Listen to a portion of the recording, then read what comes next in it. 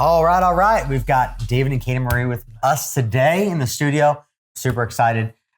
These guys have turned $12,000 into more than $10 million in real estate. And what I also love about that, your story, is that you have created financial or cash overflow, right? Which I love that word, which you need to trademark. Yes, we do. You need to trademark that puppy. Yep. And what I love about it is that you were in the real estate investing world and business, and that's like how you created your wealth. And then you came out of that to also teach other people how to create that same lifestyle as well, right? So Totally. Super excited that you're here. Looking forward to diving in. The first thing I'd like to dive into would be, when did you start real estate investing?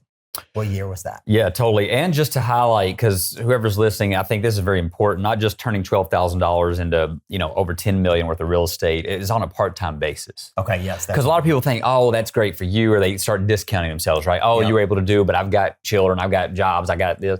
Yep. So it's, we've always been very part-time investors, even still now. So we've never been what we would call full-time, investors. It's just about making the money work for you, right? And that's our whole lifestyle and what we teach.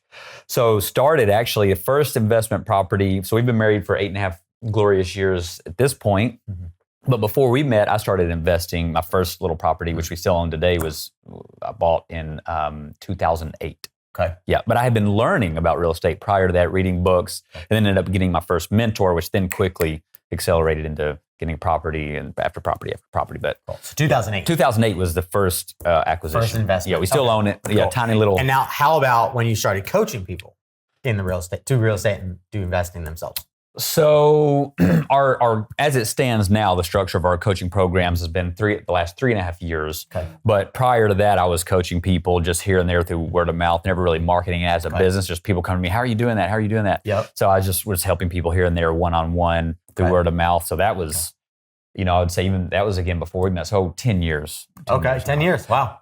Unofficially, without not a business. You were doing it not for even free. charging people. You were doing it for free. Yeah. Right. I was just helping people, showing them they were having life-changing results. Right. And then I you're felt like, hold on a second. I could probably make a business coaching people. well, it was probably that and God, like, hey, this is a business here. Right, I to distribute your talents, abilities, your experience, and helping more people and the financial side of it. So what would you say has been, especially as it relates to the expert business, right? The knowledge business, the coaching business. What would you say your 3 biggest realizations on your journey that you wish you would have had earlier? Okay.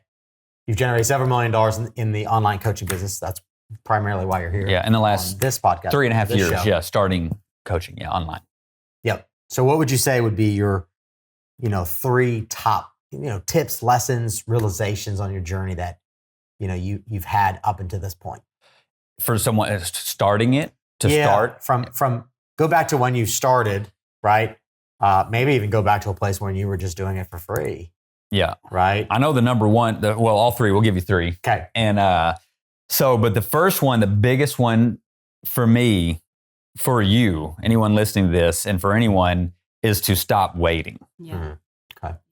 Because I did, and most people do, I think, wait too long because of the, I got to get everything right. I got to know everything. I got to plan everything. I need to produce something. And really, as you are such an expert at teaching so many people, that's not the case, right? You start with where you're at, version 1.0, 2.0. It's going to be, but you're going to refine, improve. And so for years, I knew that I had gold in here even before we met, because we just launched the coaching business 3.5 years ago. Right. We've been married 8.5 years, but even before we met, when I would just talk or people would see what I was doing in my life, their eyes would light up. They're so interested. So that's a huge clue, right? That you have something of value that people want, and they'd be happy, more than willing to pay you. They want to pay you for your knowledge to help them. You're the bridge, right? That someone said that you're really selling a bridge, your process, your path, your knowledge, that they can go from where they're at to where they want to be, which is where you are. But you think, well, I'm not the expert. Some people are way farther than I am in real estate investing or whatever. So maybe someday, but it's like, no, now is the time. So that'd be the number one point,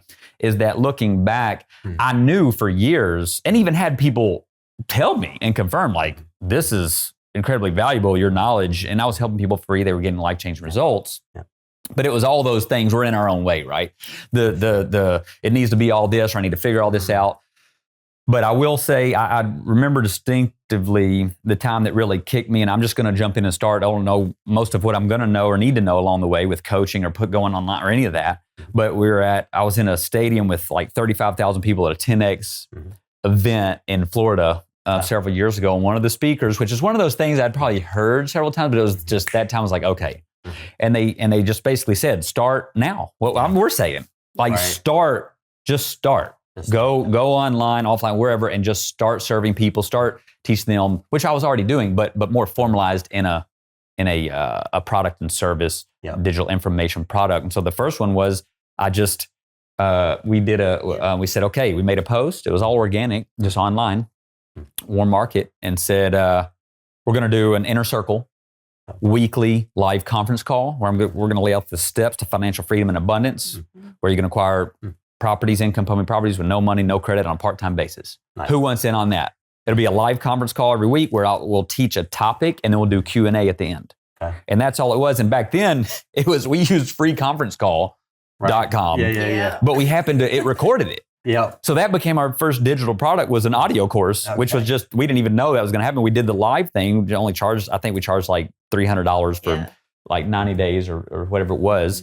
People had life-changing results from that. But then after it, we were like, hey, that's recorded. Yeah. We could just put those recordings up on our website. And that's when we made our first ClickFunnels page and had someone else make it for us, because then we would have taken longer. How are we going to learn that? We were just saying, hey, put up a page, put the audio file there, they can click and purchase. Nice. And that's kind of where it started. So that would be one big one. Yeah, it truly is the start that stops most people. And I love that because, we feel like we have to have it all figured out. And it's as you take that step, that's where the light comes for the next step and the next step and the next step. And you don't have to have an audio course and a video course and all of these things lined out. You don't even have to have a sales funnel. You just start and everything comes into focus. And I think the second thing is especially the power of personal growth and development. It's becoming $1 billion a day industry. It's easy to think, wow, this is becoming super saturated. And it doesn't matter if you're in the fitness space, real estate, whatever it is, that's your unique expertise that you may not even feel like you are an expert in, but you have a track record and you have success and you're further along than the person behind you. That's all you need. It's not true that it's saturated, because God made us each completely uniquely. We were all knit together perfectly, fearfully and wonderfully in our mother's wombs. We all have unique fingerprints. We have everything about us is unique. And so even if someone is moving into a market that seems super saturated, no one has done it the way that you will do it. Nobody has the personality you do, the dynamics you do, the way that you engage with people.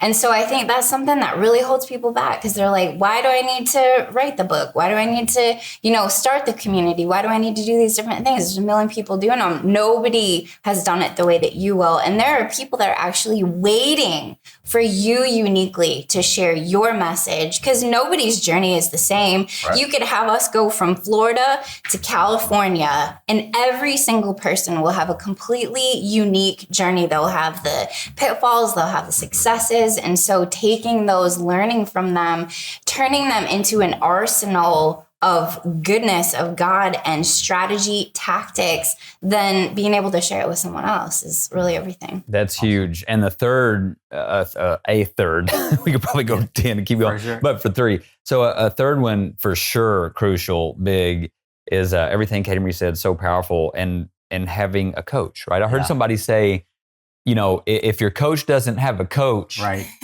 but they're telling you that they need a coach, right, then you need to maybe inspect the coach. We have multiple coaches and mentors right now in our life, always have, always will, because we know that is one of the top keys we could ever tell anyone. I mean, you know that you're a coach to coaches, you're a mentor to men.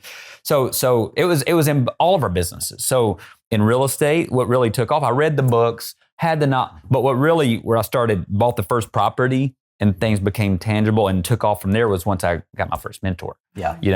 In real estate investing. Yeah. And then the same thing on the coaching side was we knew that we had something of value, but I was at an event. So again, if you're not investing in yourself to be in the rooms at the event where people are doing what you want to do, if you want to coach, if you want to teach, then you need to be around in those environments but also specifically getting with someone who can help you. And we did both. So I was at an event which really triggered me and would say, okay, we're jumping, but it wasn't alone. So I'd say don't go alone would be the third big takeaway is we got actually, and that's what catapulted us. So we knew we made this thing, we had an audio course, but nothing was happening. We had a page up. There's an audio there. You can purchase it, but no one even knows about the page, right? So that was up for who knows how many months. But we had a product. You know, we had a few customers that bought. You know, but again, what really took off again was a coach. We had someone who literally said, "Do this, A, B, C, D," and it was an online challenge. It was our first model. No paid ads, just all organic. Made a warm post, but we were like, "Whoa!" The first one we did, we went live for 5 days. At the end, we made an offer into group coaching. And it did $20,000, and we didn't know what would happen. We just, let's try it. We did $20,000, and to us, that was huge. We were like, $20,000, we just went an hour a day live, and then they made an offer, and $20,000 happened. Right. So they're like, let's do it again. Yeah, in a week. With no paid ads, so it was pretty much pure profit. Nice. The second time, we just repeated, so we did 20,000, then we did another 5-day challenge. It was 100, the second one was 110,000. Nice. Then the next one, 220,000. Then the next one, 400,000. This is net profit. And then the next one, over 500,000. But it was the same play. We were running each other. There was no paid ads. It was the same challenge. Of course, we're refining. We're getting all of that. Right. But we're going through the same process and just repeating the same play in the deliverable, serving the people. More people. Still with no paid ads all along that time. It ended up being the volume of traffic from those bigger ones were strategic partners that were bringing their audience to our free challenge online. Okay. Cool. So what I hear from that is, the power of a mentor, right? The power of a coach. That was it. I mean, literally, without that, it wouldn't have happened. That for me as well. Like I catapulted my success by having a mentor because I realized I didn't get my second degree black belt in Taekwondo by watching YouTube videos. I was like, that's probably not a good strategy. Right. So I was watching all these videos on YouTube and buying all these courses. I'm like, hold on a second. When I got my second degree black belt, I didn't do this. I went to this dojo 3 times a week, right? And got challenged by my sensei every single week, right? And then I was like, well, I got to find someone who's got the results I want and can tell me what I need to do and when I need to do it. That's like the bottom line. And that was like a massive trajectory shift for me, for you. So get a mentor if you don't have one. Seriously. I mean, and we don't, because sometimes a lot of people hear us say that and like, oh, you're saying that because there's something. No, literally, like we have nothing to offer here but just service and value. And we're telling you for your own good, like it is the answer. It doesn't matter where we're at, from in an elevator somewhere, and somebody says, hey, how'd you go from this to living your dreams and living life full time and helping people, more impact than ever before, more people. That is if I only could say one thing, that would be the one thing. Well, for sure. The right mentor. Same for me. The right mentor. The right mentor who has the right results and lifestyle. Like I was looking at both. I was looking at I don't want someone who just makes a bunch of money. I want someone who has actually a great life, able to travel the world, has a family, like deeper and holistic. Deep looker. Don't just look at the money that they make. Like who cares if their life are miserable? I know a lot of people that make a lot of money and they don't have a life. Totally. Yeah. They can't take off a month or two at a time and go travel the world like I like to do. That's not something I admire. I don't admire just making money. Like there's more to life than that. Right? Yeah, totally. So yes, be careful in who you select, but I would agree it's one of those things as well. It's one of those things where if I have one lesson, it's going to be the faster you find a mentor. I mean, think about it. How many coaches and mentors does Tiger Woods have? Oh, all the greats. Michael Jordan. I mean, on and on and on. A nutritional coach. All of it. I mean, all success leaves clues, right? Yeah. And if you look at all the greatest of the greats in the world, they usually have more than one. Yeah, totally. That's usually like 10 or 20, right? And they're all specialized. Yeah. And so find specialized mentors, right? Because usually there's not usually a jack of all trades mentor. Yeah, right. Yeah. Or they're going to mentor you to be, how are you going to become a jack of all trades? In every area of life. That's just not common, right? Yeah. Usually they have specialties. Yeah. Right, totally. Like say real estate investing, right? Yeah. Like you have real estate investing coaches and mentors, right? You're one, you guys do that.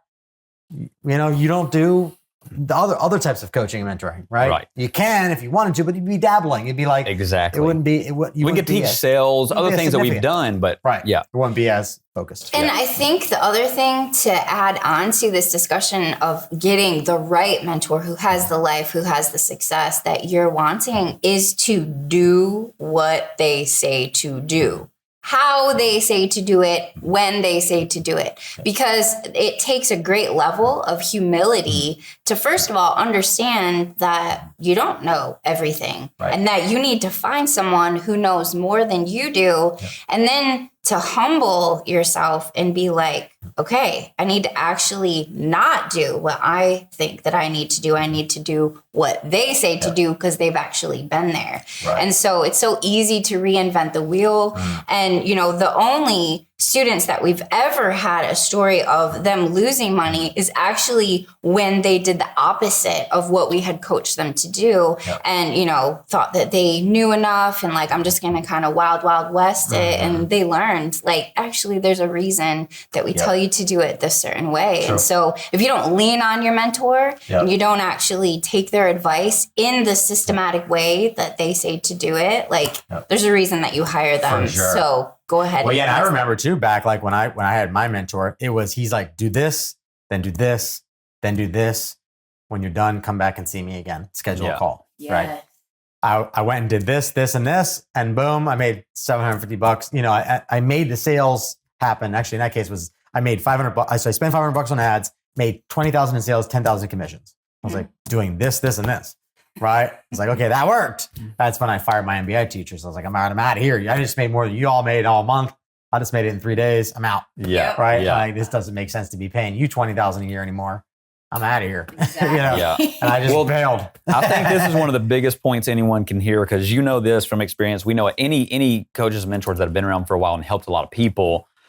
Because this is kind of for us, and I don't know for you, it at least in the growing early on, it's a frustration when you want it more for people than they want it for themselves, part of it. But more so, it's what she said on the recipe, right? And we say it like this: a master chef, if you want to bake the best cake that you've ever had, and you find this master chef that bakes the best cake that you've ever tasted, and he's willing to teach you and show you side by side. He's willing to stand, and you're an amateur cake baking person. You've never baked a cake. Right. But you can bake the most amazing cake being an amateur. So that's that, because they're side by side with the master chef, and he says, okay, take that scoop, do it here. But there's an order, like you said, and a timing of when, what temperature you put it in at, what ingredients. And so many times this is like, if I could use the word, I feel like it's a pandemic of the mindset and of the life set where people think, oh, I tried it, didn't work for me, even though all these other people are having life-changing results, didn't work for me. It's not true. It's a self-deceived concept that people have, because they say, well, I tried it. Well, when you look at it, if there were 10 steps to the recipe and 10 ingredients, maybe they did 5, 6, 7, even 9. Think about it. Baking a cake, you could do 9 of the steps right. 9 of the ingredients right. But if you left out the flour or the sugar, those aren't going to taste good. Not only totally different product, terrible product. So that's what's happening with most people from our observations is they said, I read the book, I went to the conference, I hired the coach, I did. And again, but because it takes humility to take ownership and admit, hey, where did I? Because obviously they're succeeding, they have abundant fruit. There's people who are following their process that have abundant fruit. Where's the difference? Kind of like us and God. Really, it's like, hey, he's not messing up. And I'm not saying comparing coaches to God. What I'm saying is, in the principle of it, like, I'll need to check myself. If God's promises say this and they produce this, but it's not working in my life, but it's working in other people's life, where am I out of alignment? For sure. You know what I mean? Because God, I think it's kind of that. Taking ownership of not producing a result is much more empowering and much more powerful than just blaming a coach, a mentor, or some outside force, right? Because I think in life, you're either going to move forward in a powerful way and you're going to learn from it. The only way that happens is if you take ownership of your role in it. And ask the right questions. Right. So I think a lot of times too, from the subconscious level, people don't realize their internal question asking of themselves and how their lives are being led is those limiting, because it's like, instead of even asking a question, they're not even asking questions, right? I mean, this is one of the biggest things we've learned is they're just jumping right to assumptions. Right to a conclusion, right. A conclusion that was formed from an assumption, right, which is false, and then keeps people in limited lives, limitations, circle patterns, when their life should be evolving, producing, multiplying, like God put us here to do, live that limitless life. So, but when we stop all that assumptions, conclusions, just ask a question. Where could I be missing it? And then ask your coach, hey, what am I missing here? This isn't working the way I see other people working for other people, and where am I missing it? They're going to be, they want you to ask, they want to know, right? So, for sure. And that's rare, though, for people to actually say, where am I? But that is rare. Yes. Very rare. But that's a master key, right? It is a master key. You just drop, There's master keys key and for master sure. keys. Yes. But the master key is stop. So that's another lesson. That's a whole lesson. He went over the top. Okay, we went over. Okay, back on track. That was another lesson. Bonus. That was a bonus Okay, lesson bonus for lesson. sure. Okay. That was bonus wisdom for sure. But I want to make sure they get that, because That is that's good, been man. life-changing for us. If that's the only thing we said, That is is so literally good. if you stop the programming that's on auto all day, every day, Yeah. and just stop and start asking questions, better questions than you've ever asked before, higher level questions. Yeah. Not the assumption of I can't, like, how can I? Yeah. Who can help me? Where am I missing it? Yeah. Because they know. The leader, the master chef, is going to tell you, oh, well, you left the flour out. Yep. And No, those dude. are their favorite questions. Yeah, right. Favorite questions. Right, You know, right. when you actually have students who take action and maybe it's imperfect action and they come and say, okay, I've got this. Right. Like at least there's somewhat of cake batter. Yeah. Well, You did that great, but look, here's where- typically the coach or mentor can identify what was left out Yes. Oh, yeah. Yes. quickly. Yeah. It's not, you know what I mean? And you're right. Those are the questions that we love to receive, but seldom do. Yeah. Right? Seldom do, but we love those questions. Yeah. Yeah, I agree. That's So that's gold. good. Gold. Okay, next one. We're going to go to a different category here. This next section is called Thrive or Die. Love it. Okay, and so imagine, and we're kind of in a similar situation of this like happening now. So, but imagine it's worse. Okay, so imagine the economy is crashing, recession is looming, and we're on the brink of World War III, to the point where they're, calling reserves and calling our young generation to go off into war, to fight a global war, World War III. So with that said, you've been tasked, okay, with in 90 days, okay, you have to create and launch something or scale something that's going to allow you to make more money than you ever made, so that you put yourself in a place where you don't run out of money while all of this turmoil is going on in the world.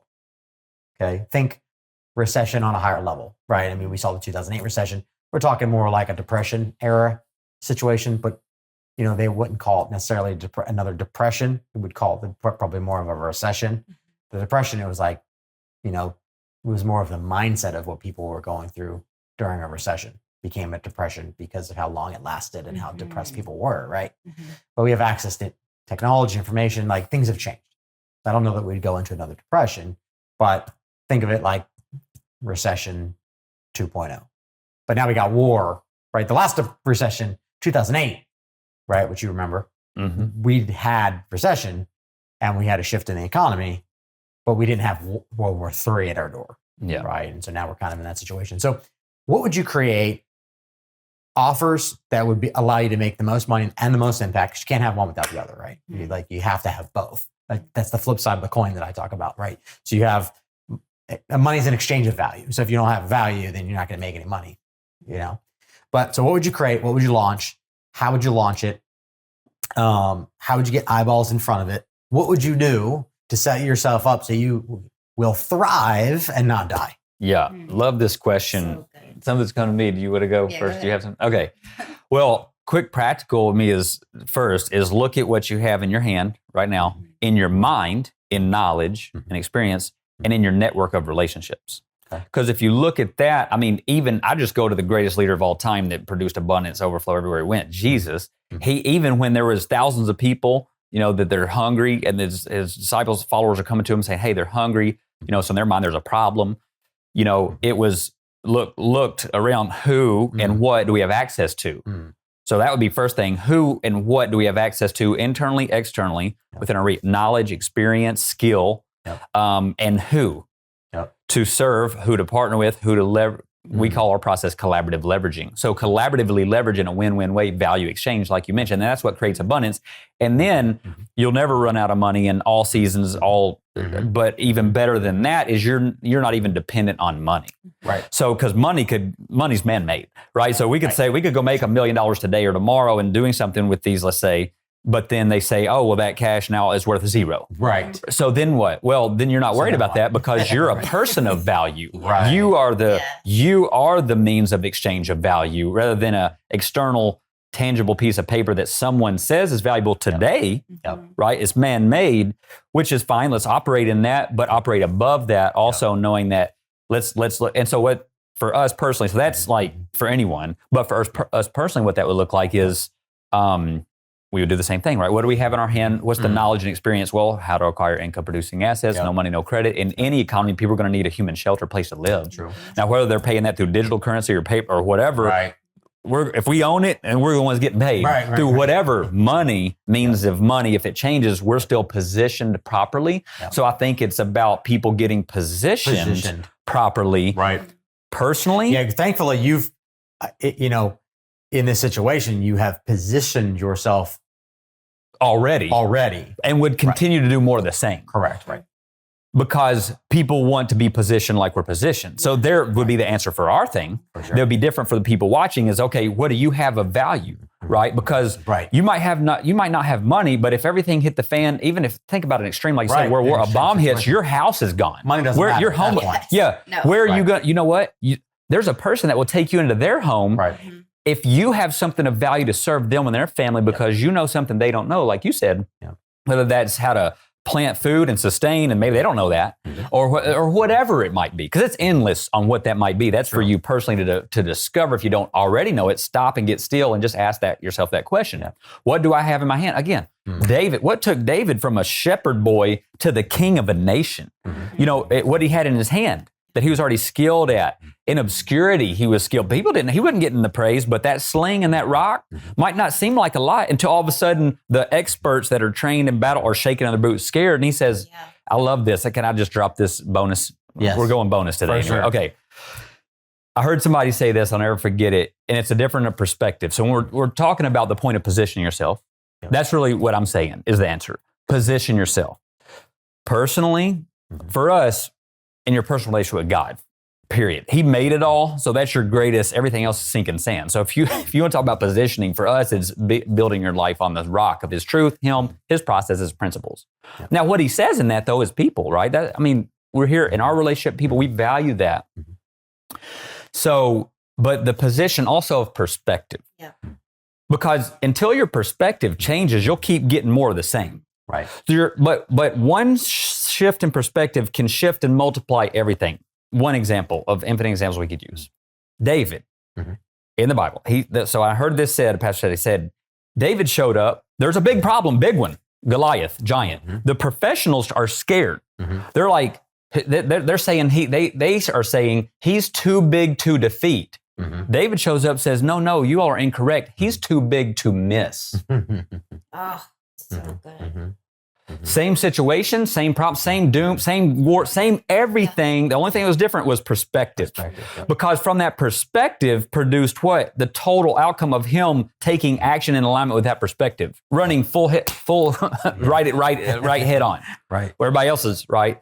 And that's just a quick example, but that's where most people are at, is they got to get positioned first internally for this external position to happen. Money, rich relationships. I mean, it's not it's not accident or coincidence that we were drawn together in a relationship. We've been building a relationship beyond business and business too. That's great. It's because there's value there. We value each other. It's iron sharpening iron. And going in the same direction. And when you talk about a recession potentially turning into a depression and a world war, people are terrified. And when people are in fear, it's like everything shuts down, right? Because it's the fight or flight, and the ears are like ringing and they can't hear anything. And they're just watching what everybody else is doing. And it's the herd mentality. Like, you're watching people like run off a cliff, and it's like, that's okay. That's where everybody's going. Like, no, let's look for truth. And that's what people really need in a time of recession, in a time of world war. They're looking for truth. They're looking for leadership and people who are going to step out of the fear, step into listening to the voice of God, as we were talking about before we actually started this together, stopping, being still for a moment and listening to what is truth, what is not truth, what is the right direction to go, and what is the wrong direction to go. And when there is recession, when there is war, that's actually opportunity for the greatest growth in every area of life. And perspective, honestly, is like the most important thing that we have leaned into and that we continue to use on a daily basis. It is a weapon.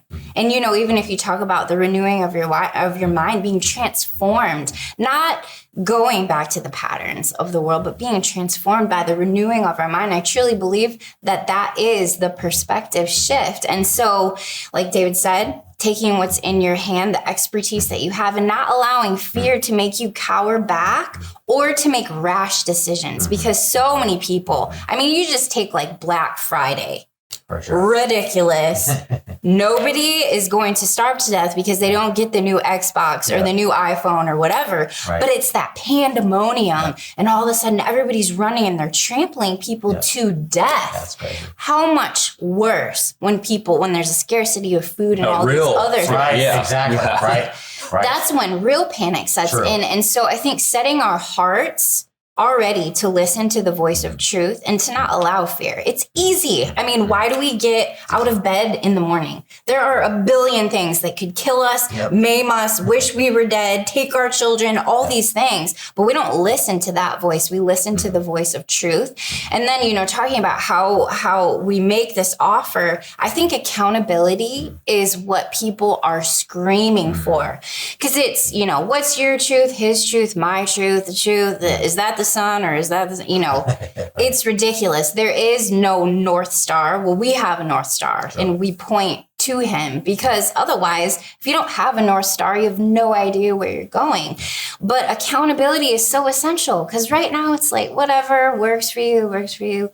No, this is what you need to do. And this is how I'm going to lovingly hold you accountable. Like, it's that strong love in truth. And I think when you have coaching, when you have an offer and it's just open-ended, hey, I'm here for you whenever. Well, the whenever is never going to come, because we all have a million things going on. And so that accountability piece is the power of coaching and the power of community within the coaching. And then it's that consistency. And as far as getting eyeballs, you know, if I was thinking about preparing for war, preparing for a recession, just as David mentioned, looking around me, the other people who are highly equipped in areas that are similar to me, but not identical, so that we can have synergy and work together, because it's Community, It's only by having that, again, abundance mentality in a land of scarcity. Recession is coming. There's a world war. Like, I have chills just thinking about it. We can still have an abundance mindset and perspective, because our daddy, Heavenly Father, owns the cattle on 1,000 hills. And if everything is taken from me, everyone is taken from me, I still have everything. So when you understand that perspective, you operate differently in business, in everyday life, in your marriage, in your family, in every single area. So finding other people who have the right perspective, who have that abundance mentality. And it's like, hey, we want to help a ton of people. You want to help a ton of people. Let's lock arms, because we're so much stronger together. And yeah, we can go faster sprinting on our own, but we can go so much further when we lock arms. And so, you know, that collaboration, that joint venture piece is vital, I think. And I think it's even vital for today. I mean, always. You can get further ahead together than you can on your own. Totally. Right. And always has regardless. And that's always been true. Right. And always will be. But I think even more so in that kind of crazy environment. Totally. Right. But even during the Great Depression, there was people that were wealthy. Yeah. There was people that got wealthy. Yes. There was a lot of people that were not wealthy. Yeah. But there were some lessons in that era of people that got wealthy. Yeah. Right. The same thing's going to happen in the next recession, because we go through cycles. I mean, look at the real estate, right? Real estate goes through cycles. Yeah. It's usually every 10 years, there's an up, there's a down, there's an up, there's a down. Since the beginning of time, there's like tangible dates of cycles, right? And there's just the shift of wealth happens. But what was the difference for the people who became wealthy and the people who struggled? Is back to the perspective, right? Because the people who think solution and value, solution specialist, who can we serve? Where are people's pain points and how can we provide? And you don't even have to be the one directly providing it. Like she said, joint venture and collaborations. True. If you know someone who's already providing something of great value as a solution, you can get. I mean, you know that you've been a big affiliate, producer as an affiliate, right? So, for sure, I think So that's huge. In a situation like that, I think even now, regardless of World War III, and regardless of a recession and the changing of the currency and all of these things that are proposed to be a part of the horizon. Regardless, I think what you said was brilliant, which is where do you fit into the ecosystem in your area of expertise? Yeah, exactly. And find a way to serve, not step on someone else's toes, but to find a way to serve in an area that you can there's a variety of experts. Yeah. And distribute that. I think that's wisdom. And I think that's a beautiful way that you grew your coaching business without even having to spend any money. Yeah. Right. You technically deployed that principle, if you will, right? That strategy of leveraging relationships and finding a way to align and not compete.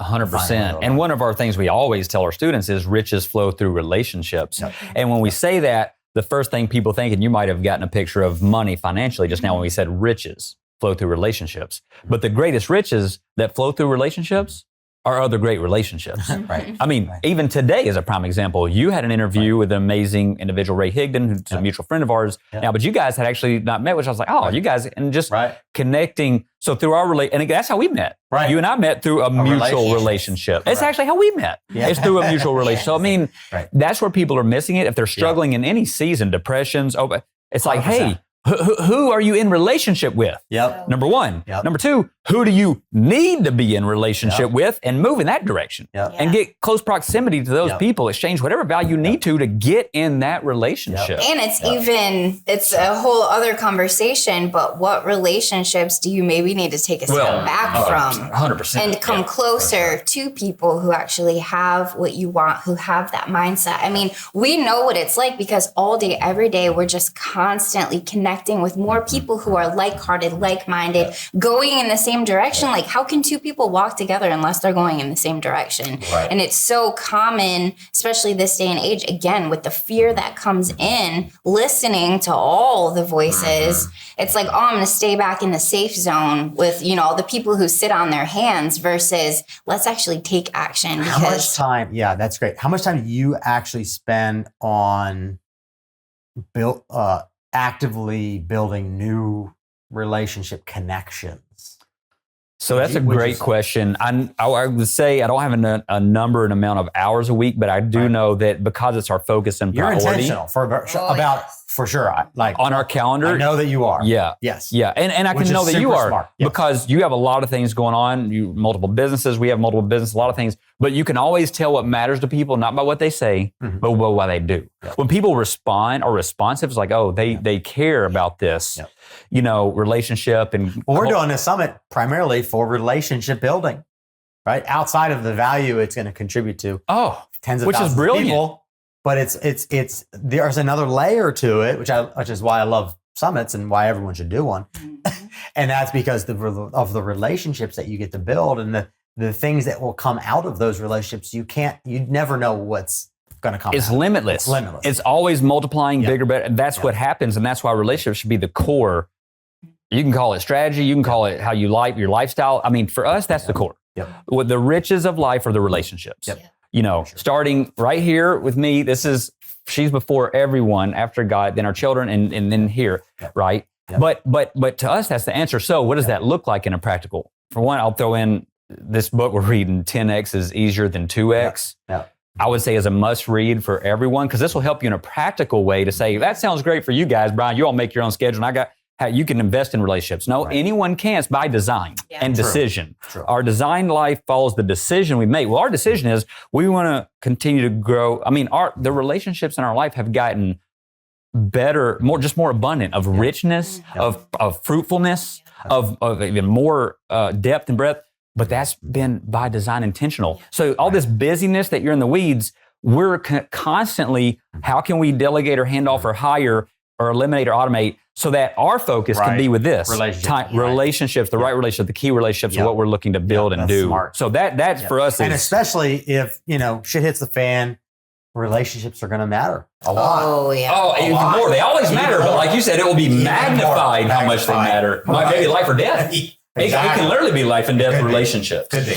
And, thinking down that line, knowledge and expertise within those relationships is vital when you're talking about the recession, the war. Yeah. What is it that you know that can help me thrive in this? And what is it that I can bring to you? You know, it's that synergy. Yeah. It's all the puzzle pieces that all work together, and it's all based on knowledge and wisdom. True. Right? True. Because it's not just, hey, It's not tangible things. Yeah. It's exchange of can value. you give me 10 apples? I mean, how long is that going to feed a family of Right. 6? Not very long. Right. But actually giving me the knowledge and understanding of how I could build fruit trees and then be able to perpetually yield to not only feed my family, but to be able to feed those around me. This is so powerful. I'm glad you all brought that. I want to say one quick thing that came to me that's one of the most powerful things I've ever heard on this point. Because there's endless examples. But I was listening to podcasts, I was in the gym, I'll never forget it. I can't even remember who said it, but it was this powerful that I'll remember it. He was talking about relationships and how do you get, this person's a billionaire, and if I could just somehow bring value to him where his Rolodex could, he has people that could do everything. And what it was this guy was young, startup, but he was hungry, ambitious, and he was just like, hey, I'm willing to, so first key is be willing to do, whatever it takes to add value. Yep. Morally, ethically, legally, those kind of things. Right. Because you never know. Sometimes the test is, are you willing to do something? Maybe scrub a urinal, maybe whatever it is, to get in that position of proximity and relationship that can open up everything. But the point was, he said he was startup. He was like, here's this guy that somehow he met. I can't remember how he got actually connected to him at an event or something, but it's a billionaire, has everything the world could offer. Like, how could I add value to this person? Because you might be thinking, it's like, well, this all sounds great in concept and theory, but who am I, or how can I add value to this person that can really change my life at the click of a phone call, right? Yeah. And here's what it is. It's so amazing. He asked this guy, he said, and I don't remember the details, nuance of the whole story of how it happened, but he found out that this billionaire that had everything, what can you give? There's nothing you can give him. That he already has people around him, he can get anything done, right? Mm-hmm. But he had a son in prison. And this guy found out that, and he said, and I think he even asked the question, what could I do? He said, man, if you just go visit my son, that'd be, not even thinking he would do it. Because I think he'd even told other people that. But no one ever really did it or took it serious, as meaningful as he was to him. This guy said, well, that's what I'm doing. I can do that. I have time and I can go drive. I don't even know how long it was, but it wasn't, here it is, convenient. Right. He went, did it, right, as a gift, no strings attached. Went and spent time with his son, and that meant more than all the billions of dollars to the father, that the father literally opened his Rolodex, changed this guy's life this fast forever. Yeah. But that's a prime example, because a lot of times people are stuck in their own way thinking, I don't have anything. No, you do have something uniquely, whether it's time, whether it's a listening ear, and he went and sit with his son in prison, and the dad was so moved that this guy went out of his way to go sit and just be a friend, just be there and visit my son, that he literally was like, anything you ever need, you let me know. Wow. And that's awesome. You think about that and ponder on that for a while. It's like just being willing to do. Be willing to just be a friend or listen or whatever that is. That a lot of times, again, it doesn't take whatever money. The circumstances. Yes, correct. That's so good. All right, last one. Pass the torch. So this is another one of my favorite topics because it's about legacy. So the scenario is, right, you go in for your health inspection, your annual checkup, right, which we should all be doing. Seeing what's going on inside annually, right? I just got that done a couple weeks ago. So you go in and the doctor says you have a year to live, okay? So with that said, what do you create? What is the offer? What's the funnel? What do you create that allows you to make as much as possible, okay, before you leave this earth, so you can give more, you can give back to your children and their children, right? But more than that, how can you pass down the wisdom, the knowledge, the expertise they've accumulated at this point in your life, the values, right? How do you pass the torch to your future generations, your kids and their kids and their kids for 100 years, right? Think about that. And then the other part of the question is, what would you be doing as well outside of whatever you create or put in place, so your legacy lives on beyond you? What would you be doing with those that you love? Friends, family? What would you spend your time doing outside of, being tasked with, okay, you need to make a certain amount of money because you need that money to live on, to take care of your family. Does that make sense? Totally. So, love the question. So multiple angles here. Yeah.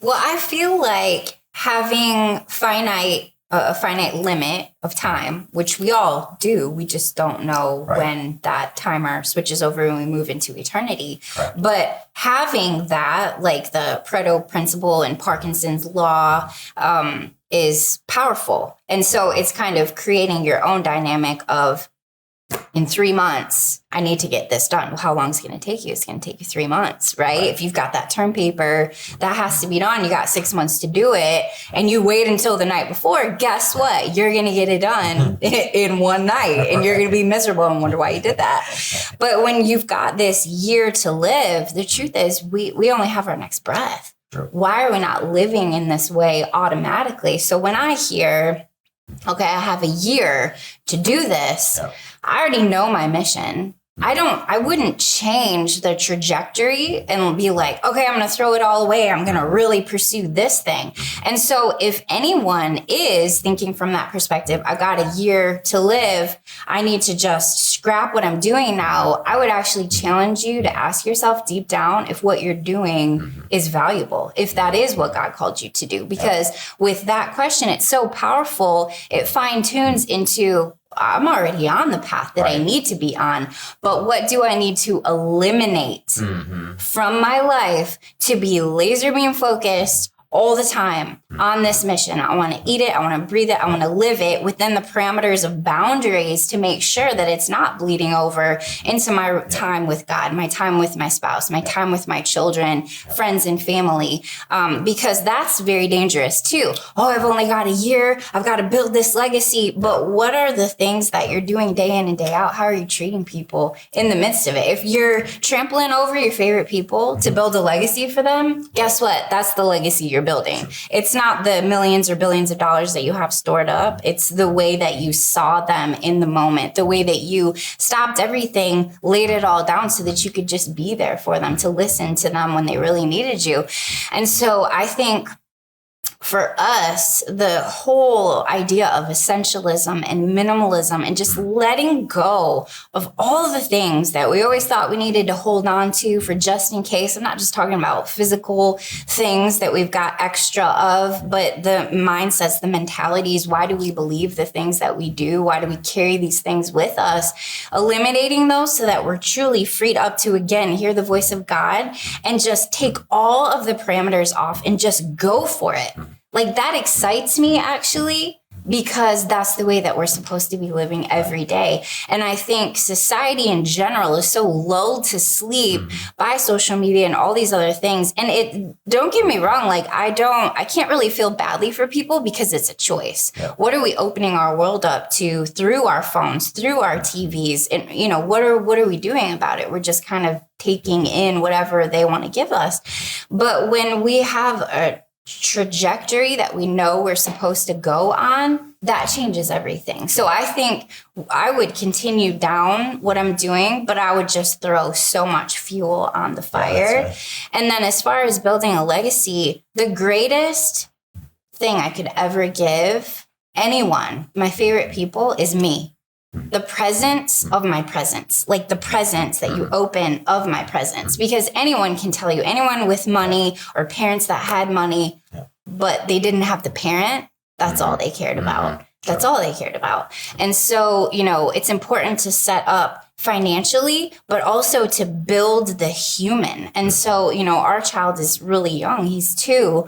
I would get down digitally everything that I possibly could, all of the wisdom that I had to share with him, so that through his life he could unpack it. And most of all, I would continue to connect him to God, because the only reason I have any wisdom is because I know that I lack wisdom and I ask God for it. And so I don't have to be concerned that all of the essence of me has been squeezed out by the time I take my last breath, because God's actually the one that has given it all to me. So if I properly connect my favorite people with God, Jesus, then really I've already done my job. And then financially just continue doing what we're doing. That's so powerful, babe. And I love the question, and my answer is really the same, is that not that we're just like, oh, we're doing it. It's like, I think about it. Like when you ask that, I'm just thinking, okay, what would we be doing differently? And I can't think of anything we would be doing differently right now, because this is a consistent, and for years, proactive, intentional conversation of living life by design, of the highest, best use of our passions, purposes, callings, dreams, aspirations. Ultimately, what we feel is God's assignment for our unique assignment for our lives. And so that's why for years now, we literally, daily, we kind of pinch ourselves and say, do we really get to be married? I really get to be married to you? We really get to have this child? We really get to have this blessed life? We really get to have this opportunity to serve people, help people in a real way. Now, do we have real challenges? Do I mess up absolutely as a husband and blow it? And then we get, but I'm saying at the core of it, like she said, we're on the path that we are, that is beyond our dreams, by design, divine design. And so we know that that's rare, right? And so for a lot of people listening, the encouragement is, I think, to take this question as a magnifier and as a calibration question of your life. Look at it and just, maybe I need to recalibrate some things, right? Maybe I need to discard. And so, but I would say amen, and I agree to everything she said, is I can't think of anything right now I would do different or more of, because for us, it's a lot of less. It's the cutting away. And that's what the 10X, 2X. 10X is easier than 2X. That's what we talked about Michelangelo. It's already there. What's the cutting away process look like for the revealing of what's already inside you to be manifest in the abundance that way? Well, you're really intentional about what you create. So you would, you might do some more trips with your son. Right. Some things like that. Pack that in more instead of once a year. Then once a year, you would do it.